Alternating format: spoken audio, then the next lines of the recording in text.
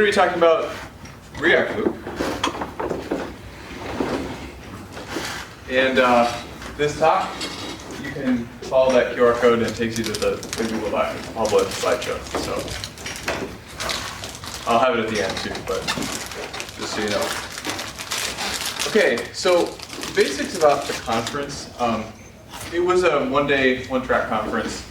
This is the first year they had it. It was in downtown Chicago. The venue was some place you'd have a wedding or like an event space on South Michigan Avenue. I talked to one of the speakers at lunch, and she said, "Oh yeah, I remember checking this place out for my wedding." So it's like that kind of place. Like it had an auditorium and it had like various floors. We had lunch on a separate floor, so it was a nice space. It was affordable. The early pricing started at $150. So thanks to my company for picking up the tab. And it was organized by the local Chicago JavaScript community. Several members of the Northwestern Chicago JavaScript user group were involved in it, which they the group in Schaumburg? Yeah, they meet out of Schaumburg. Yep. And actually, the MC was Michael Labriola, who presented this group back in March. I'm from Debugging. So anyway, there's the website if you're interested. So my goal in going to the conference was to get up to speed on like the latest and greatest in React development. So just to let everyone know my background in terms of JavaScript, I got serious about JavaScript in 2011. Read the typical books like the Doug Crockford book and those sorts of things. I used various web frameworks before React, so jQuery, Backbone, Angular, Polymer, and then I chose React to replace Backbone.js for my employer in 2014. And then with it since then, so I used it heavily from 2014 to 2016, and then I switched jobs in 2016, and I use it occasionally at my new job. We use it for like our main UI framework, but we have it in such a way that it's pretty much a baked framework. We make occasional changes to it, but a lot of the development is in Ruby. So I don't use it as much as I used to back in 2016. So for me, I really want to get back up to speed on it. So overall, my thoughts on the conference, I achieved my goal. I felt like I know what's going on in terms of the latest React development. Great value for the price. High quality talks. Interesting note is that there were like no soft skill talks, which is kind of a departure from like the standard Ruby on Rails conference that's in Chicago every year, but it is what it is. The venue was good. The auditorium was a little cramped. Just the seating, like if you wanted to have your laptop out, it would just be a little cramped. Kind of close quarters. I'm used to conferences having more like this type of seating, where it's like tables and that sort of thing. Yeah, the attendees were friendly, and then the group tended to be a little bit more well-rounded and diverse, not the usual, quite nerdy crowd. All the videos are online, which is really cool, but they've already posted that. So there's a link to it if you're interested. They just kind of put videos in the schedule. So if anything that I briefly discussed, like I'm only going into a certain amount of detail here, you're interested in, just go to that link and then look up the video. You can see the original thing. Yeah, one of the common themes was like everyone seemed to be really excited about puns. And I was like, okay, I wrote some of them down, told my kids, I thought they were funny. But, so yeah, and I will definitely consider attending this in the future. Like the value is great, and but like I got a lot out of it. So I'm going to go over the talks, and I broke them down into various themes. So the biggest theme was React hooks, which is a new feature that's been added to React, which I'll go over in more detail. But I'm just going to kind of go through them in these groupings. So hooks.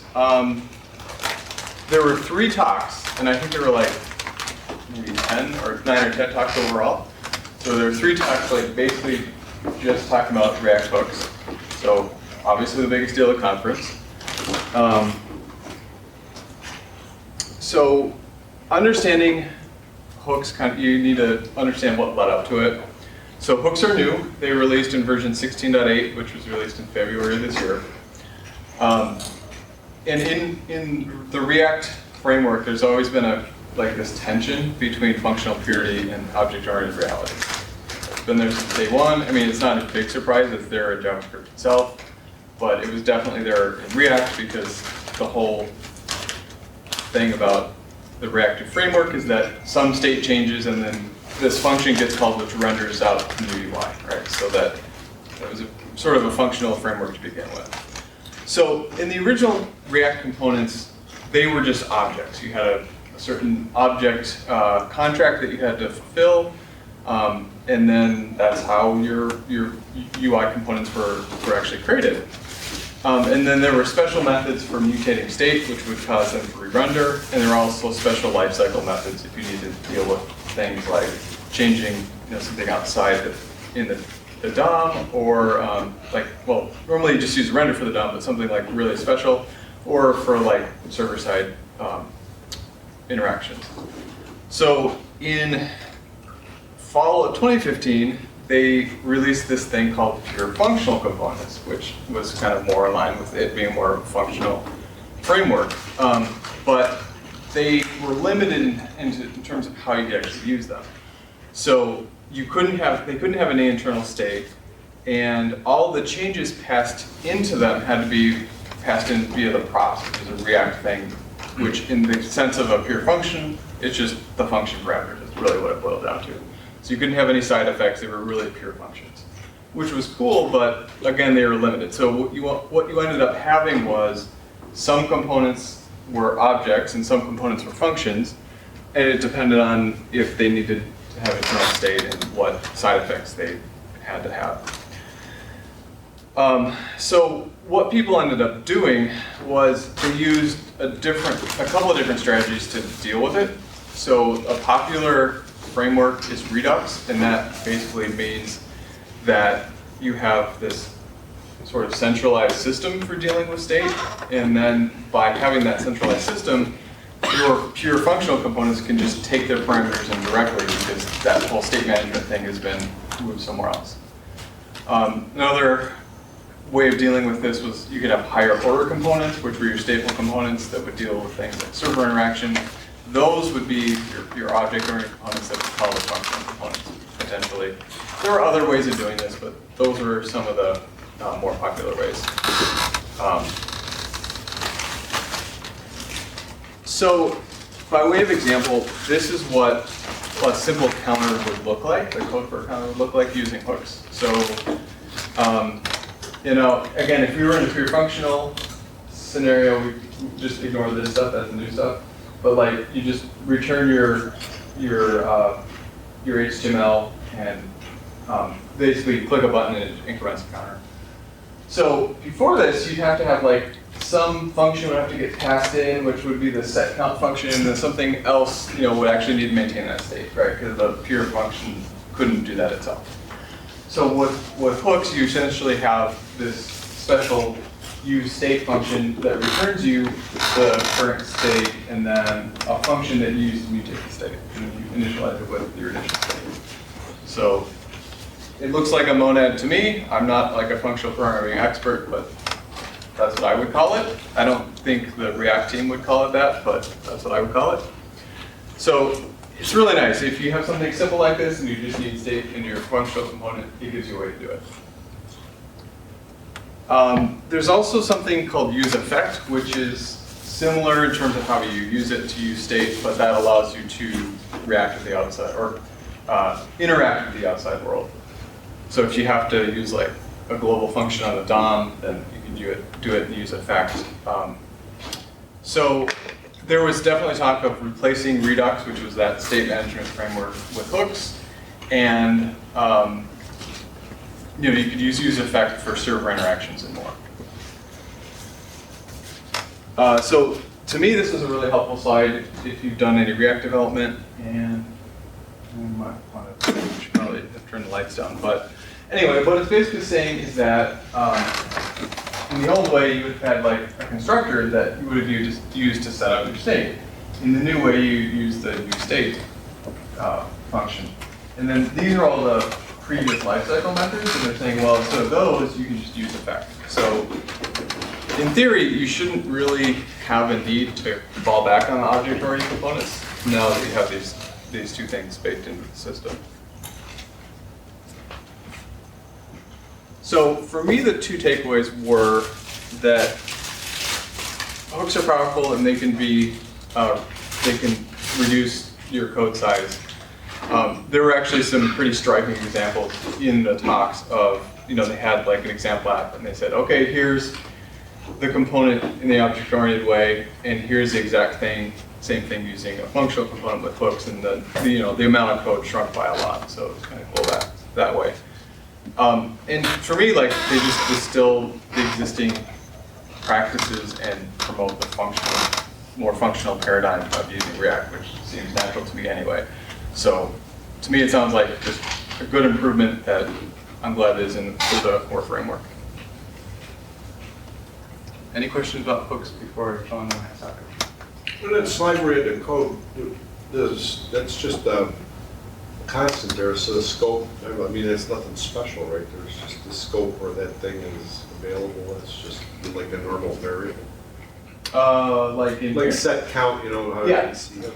So there's nothing weird. No, I mean, it's nothing It's all weird. Nothing revolutionary in terms of JavaScript, but it's nice that they made this available in the framework. Yeah, I mean, yeah, you're just creating a local variable, I guess. So, yeah, and then useState is obviously something you're getting from the core. So.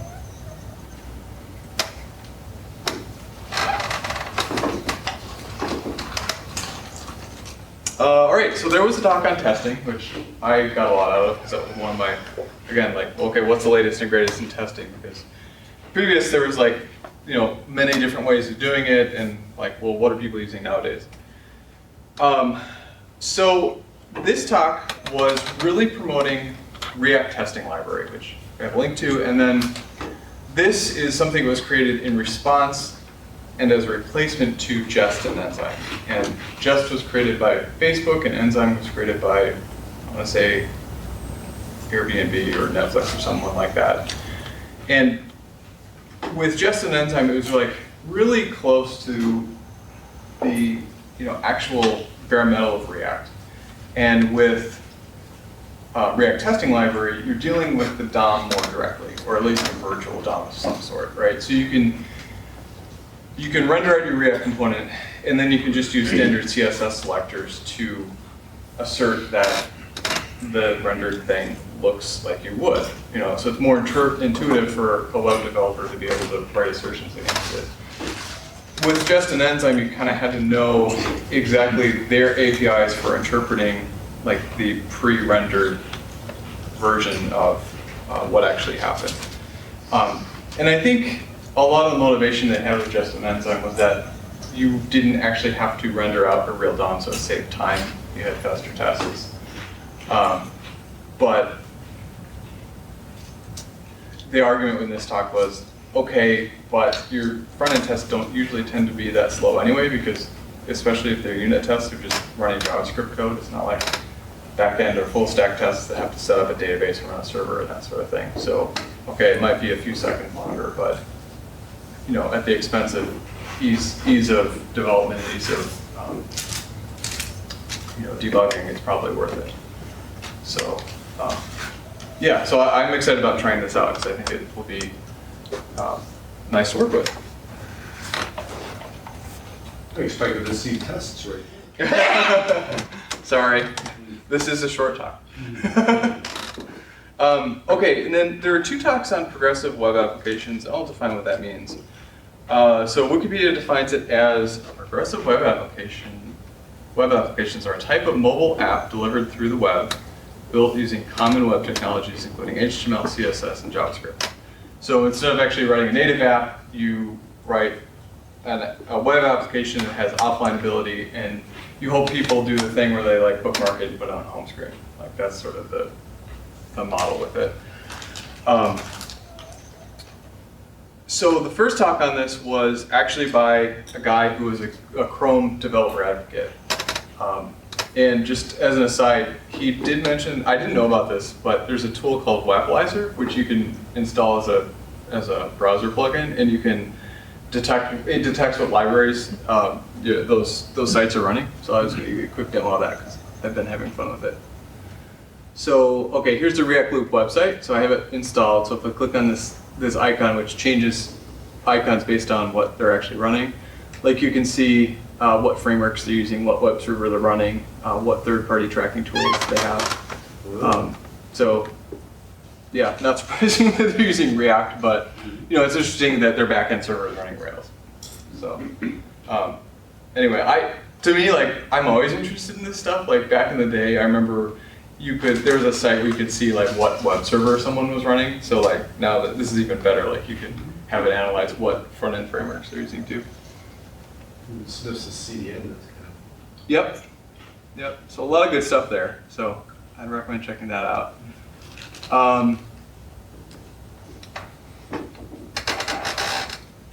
Okay, so he did briefly touch on some React optimization techniques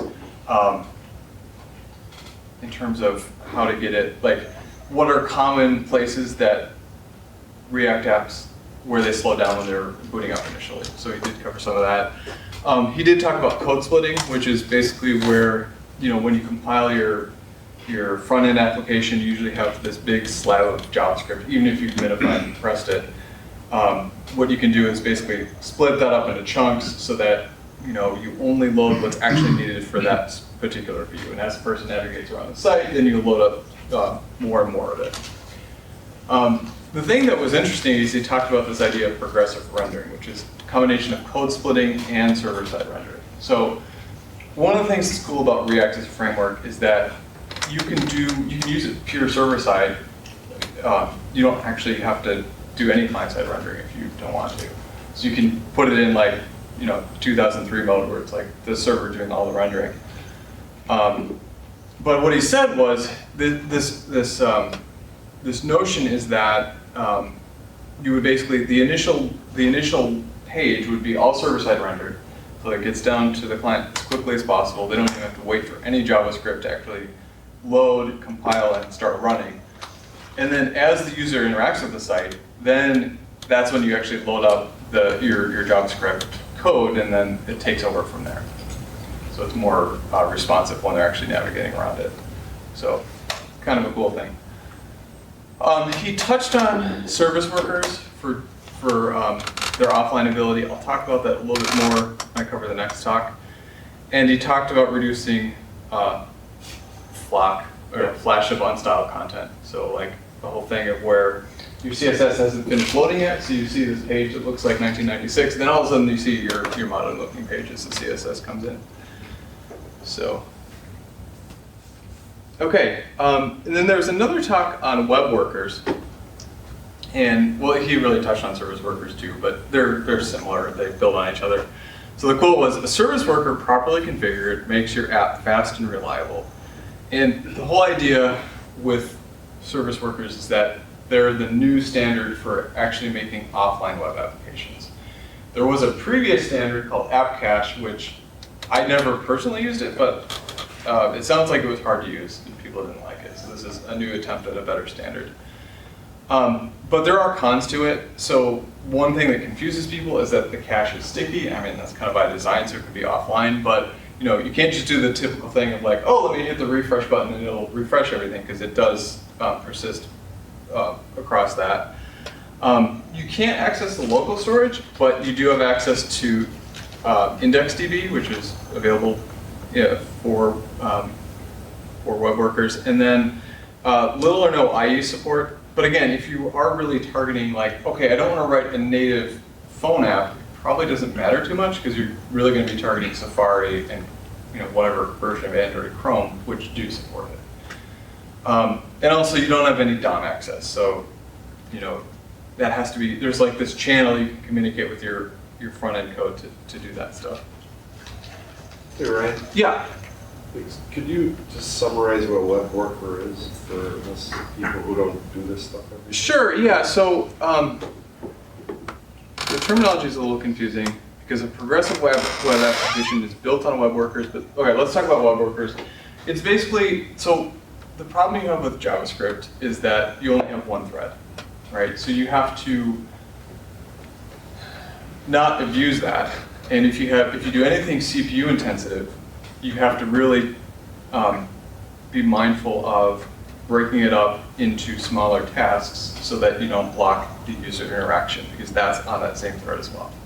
All right, so the classic example is CPU intensive task. What you do is you just break it up into smaller function calls that does little bits of that execution, right? So that you're not blocking that main thread. But if you want to get around that problem altogether, there is something called web workers, which is this specification that says, okay, we will give you a thread that's not on that main UI thread, but you have all these limitations. Like you have to use this specific protocol in order to send data between your main thread and that web worker. But you do get a thread, right? And actually, what I learned is web workers can spawn other web workers, so you can have multiple threads. So if you want to do something CPU intensive on the client side, you're probably going to want to figure this stuff out. Now with service workers, that sort of builds on top of that, so you can basically tell your web application to cache certain things so that if you do go offline, you can get to it. And even if you're completely offline, once you've loaded this, you can go to that website and you'll be able to do something. Like you can, it'll load if you build it right, and you can save data locally. And then the idea is once you get back online, then you sync back up. So anyway, they mentioned this library called the Workbox library that Google put together, which simplifies the API. And yeah, and they talked more about web workers beyond what I just said. So you only have access to the tab that created it. And like I said, you can create sub-web workers. You do have access to global functions, which is kind of nice. And if you want to deal with them in terms of a debugging standpoint, it's available in the application tab of the Chrome DevTools. So yeah, definitely excitement about web workers. Sounds like they're getting better. And my personal opinion, it's kind of Google's reaction to, well, it's kind of weird they have a native option because they have Android, but they're very pro-web, and let's make the web on mobile as good as it can be for native. But there's definitely a push from them for that. All right, so let's think about native from a completely different angle. Let's think about it from like actually building a native app and not worry about any of this web stuff, right? That's what React Native does. The background on React Native is you can build quote unquote native applications that you would sell through the App Store that would run in their own process. They're not dependent on the phone's browser. They use the native GUI toolkits, right? And there's a separate project called React Native that allows you to do that. So this talk kind of goes into detail about how this one company uses it. But before I get into that, just some more background. So with React Native, you code in it like you would in a React web project, sort of. Like the React code itself is similar, and you do use markup to declare what your views look like. But you're not using real HTML tags. You're using specific tags that correspond to view widgets either on iOS or Android.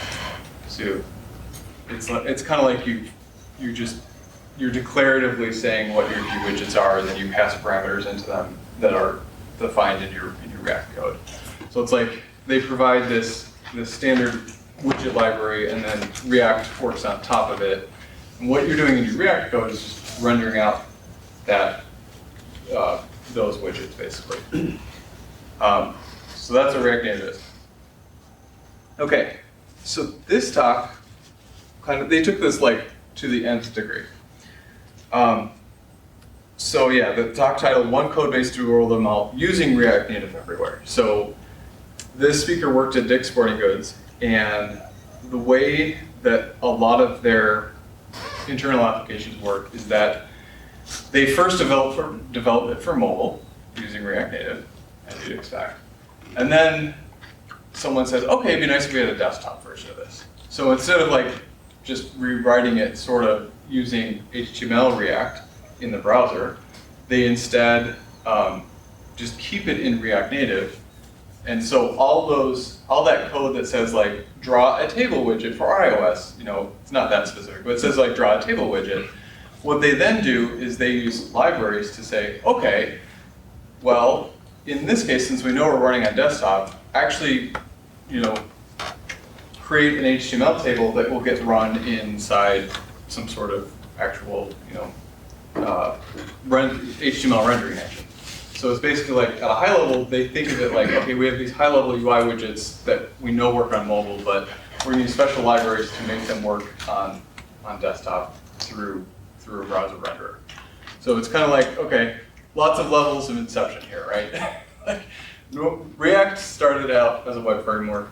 React Native made it so that you could use that same framework to use native widgets. Now they're taking that and then going back to desktop through the native widget path by going back to like a DOM.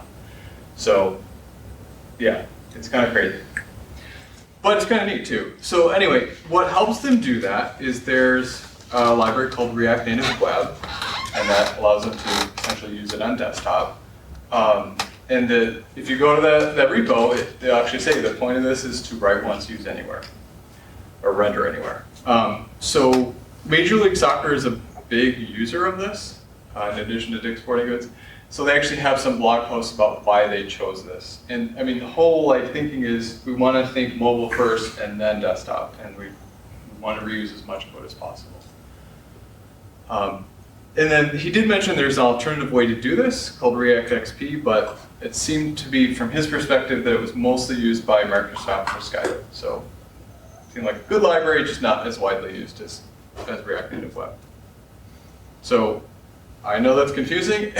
Does that make sense in terms of how that all works?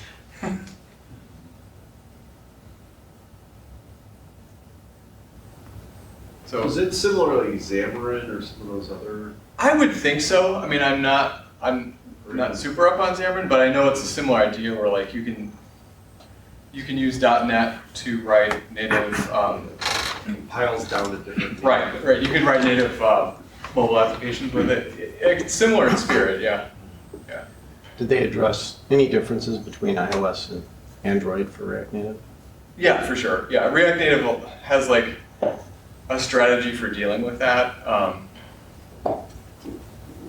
It's been a little while since they've used it, but it makes it easy to say things like, okay, I want these graphics to be a little bit different here. And they have an organizational structure for dealing with that.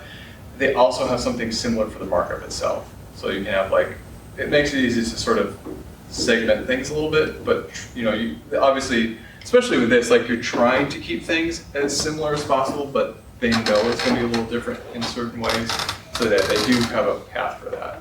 So without having used it, I'm assuming that React Native Web just provides a third path that's kind of like that. So if we need to customize it for a certain platform, then you can in certain ways, but again, the purpose and reusability.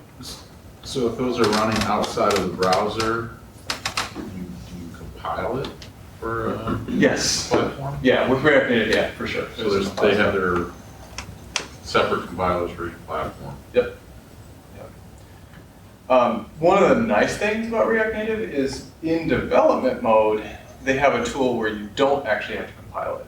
So you can actually make live changes to your code. It'll detect that, and in their developer tool, it'll re-render right away. But yeah, if you want to use it on a real device, you're going to end up compiling it and shipping it that way. And it creates a platform native executable. Yeah, exactly. Yep. So, but again, this whole React Native Web stuff is okay, given all that stuff, we're going to treat the browser sort of as a compile target, if you will, but using all these native widget abstractions to make our reuse high, I guess. So kind of crazy, but kind of interesting. Very interesting at the same time. There was a talk on TypeScript that I got a lot out of, and again, TypeScript is a language that compiles JavaScript, provides a type system, obviously. It's created by Microsoft. It's pretty popular these days. So this talk was by the speaker who worked at Dropbox. So it was interesting to hear of, okay, how does TypeScript work with a large development team? So we said that, you have more difficulty testing, but your feedback loop is faster because the type checker will come in, very quickly and tell you when you've messed up.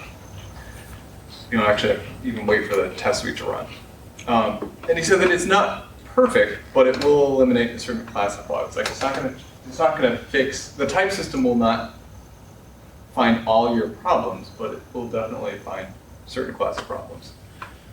He said it was helpful with a larger team, and he mentioned that one of the problems you'll run into is you'll be using some library and it won't have the type definitions shipped with that library. So there's this collection called Definitely Typed where you can, the repo of common type definitions.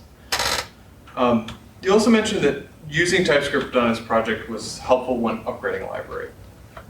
Excuse me. So you could very quickly find out, like, if a certain method is deprecated in a new version, it's very easy to find out if you're using that method. And then something interesting you mentioned was they actually use it for a React upgrade. So they went from React 16.7 to 16.8, so hopefully no breaking changes in terms of the APIs, but what they did was they kept the 16.7 type definitions loaded in their project, and under the hood they actually upgraded React to 16.8. So what that told them was that nothing in terms of their implementation broke, and if they needed to roll back, they could, because no one could start using any of the new methods, because the type system would, say, I don't know what that method is, I won't allow you to do it. And then once they had released it and were confident that it worked, then later they upgraded the type definition so people could start using the new methods. So kind of an interesting way of enforcing backwards compatibility. So yeah, related to that, if you have this type checker, then you can put constraints on developers. So he actually mentioned that before I talk about that, when they migrated from underscore to Lodash, they used this to basically, know exactly what methods they were using. Because I believe Lodash does add a few things that underscore didn't have, right? So they could basically keep it confined to that. They actually have a whole blog post on that if you're interested. But not only that, they could actually restrict Lodash usage. So Lodash is a JavaScript library that provides a lot of common functions for dealing with list manipulation, things like extracting all the values out of a hash, that sort of thing, like common data structure type functions that you want. So I actually really like this. So what they did is they wanted to restrict the usage of Lodash, because what's been happening in JavaScript is the JavaScript default built-in API is getting a lot of those sort of data structure functions built into the language. So they said, okay, if it's something basic, like a map function that's now in modern JavaScript, I think it's been there for a while, but it's getting bigger. If you want to do something basic like that, we're going to say, no, you can't do that in Lodash. You have to do that in the functions that are built into JavaScript. So for them, they can really refine their usage of it, and also another benefit is you can actually build a custom Lodash library that is small that only has the functions you need. So it keeps their download size small too. So is that they changed the type definitions Yep. for Lodash to eliminate or deprecate those functions that they don't want to use in it? Yep, they just removed them. Or remove them? Yep. So if you try to use it, you're going to get a compiler. So kind of a cool thing, and I can see if you have a big code base, a lot of developers, it's hard to manage that. So with just peer pressure, I guess. So he said, in terms of the hype, you don't get free documentation. Some people like to say that because look at all these nice annotations that tell you a lot more about the contract of this object. That's helpful, but it's not free documentation. It's just a bit of more information. You don't get free tests, but what you do get is you get contract validation, which is nice. And he said that as you start using it, its value will increase over time, and it gets in your way as you type, which is annoying at first, but it's also nice because you have a short feedback loop again. Your IDE or your editor will let you know, like, hey, this isn't possible, like even before you would have to find the bug or hopefully have your unit test find the bug.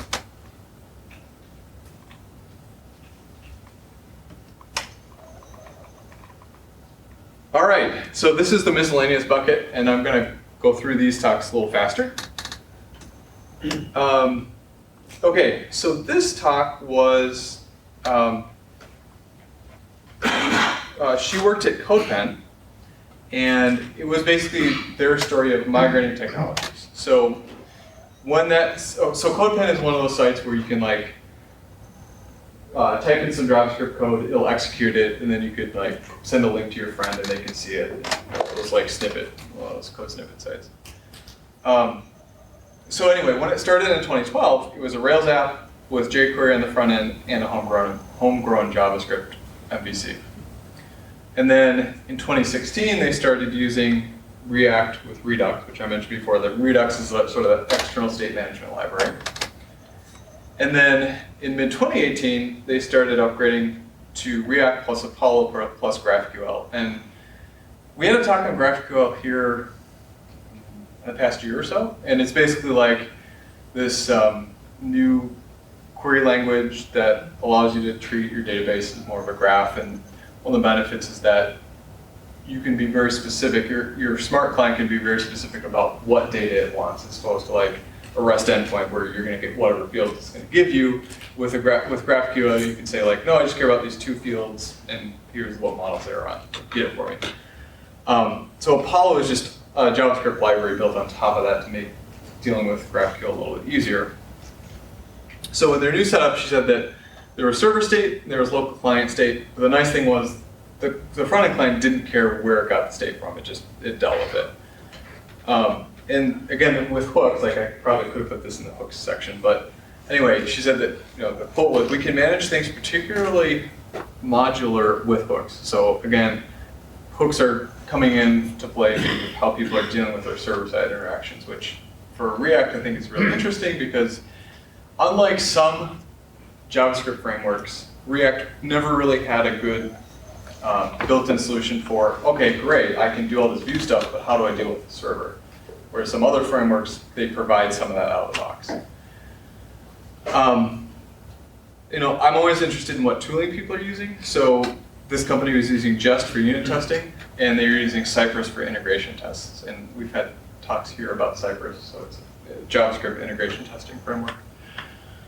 And then a quote that I enjoyed was, "Building applications is like knitting a castle." So what you want to do instead is you'd rather have a castle made out of Legos, but oftentimes, as a project goes on, you sort of weave things together because that's the easiest path forward. But the problem is, when you want to upgrade something or that sort of thing, you have to unweave that mess. So, yeah, I can sympathize with that. And then there was a talk on debugging. And the focus is really on debugging those really tricky problems where, like, oh shoot, we have this prod bug and it's hard to reproduce it in our local dev environment.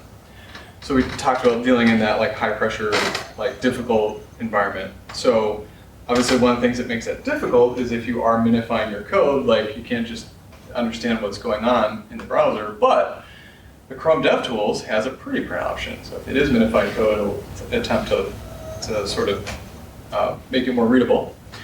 And he mentioned, also in Chrome DevTools, use conditional breakpoints because that's probably going to be helpful to isolate where your problem's occurring, so you don't have to, hit resume a bazillion times. And then there's a JSON diff command and node module, so if you want to compare diffs of JSON data structures, that's available. One thing I didn't realize is that the Postman tool can import curl requests. So one of the nice things, again, with the Chrome DevTools is any network request, especially like a XHR, like you open the network panel, all these requests are there, you can right click on any of those and there's a copy as curl command button, which is super helpful. So the curl command just allows you to get a URL with all sorts of different options. And then Postman is a GUI tool that allows you to do the same thing, but I didn't realize there was a way to like import a code command into Postman. So if you'd rather have a GUI tool to deal with it, that's another option. And of course, he mentioned like, okay, sometimes you just need to figure out what's going on over the wire. That's like the best you can do. So of course, TCP dump is a way of doing that. So it'll just dump all the TCP traffic on a network interface. It's a command line tool. But he also mentioned that you can use Wireshark, which is a GUI open source tool that analyze that output, because TCP dumps can give you a lot of data. Did he mention how to debug TLS traffic? No, he didn't mention that. Wireshark can analyze TLS traffic if you have the private key. Oh, that's good to know. Yeah. Okay. All right. Especially in production. Yeah, and I think this was like the only talk that you could sort of classify as a soft skills talk, but even then it was really talking about the hard skills you would need to know in an interview. So the speaker volunteered for Women Who Code in Atlanta as an evangelist. She did have a full-time job somewhere, but I don't remember what it was. And then she basically touched on a lot of good topics that React developers should know about, and obviously ones that you would expect to be asked about in an interview if you're interviewing for a React job. So I think this would be a really good talk for someone newer to JavaScript or newer to React. So this slide that she had, I think it was like the last slide in her deck. It's not the best picture, but if you go to the video on the website, obviously you can get a better one. Like these are all really good resources. So if you're new to React and want to get up to speed, like check these out.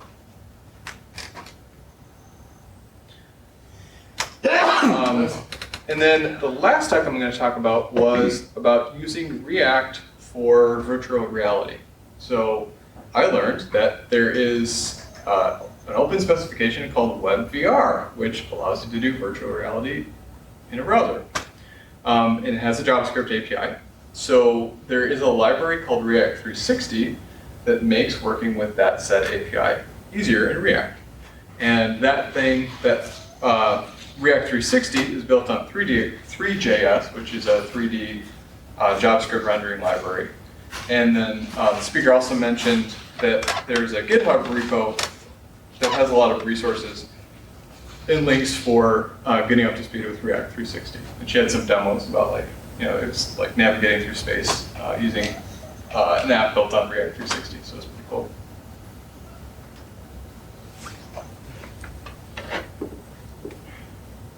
And that's it. This is my new kid. He's 6 weeks old now. Got him last week. What's your name? His name is Pablo. His name? Yeah, Pablo Percaso. Wolf. Tough pun, my guy. Thank you. All right. Thank you.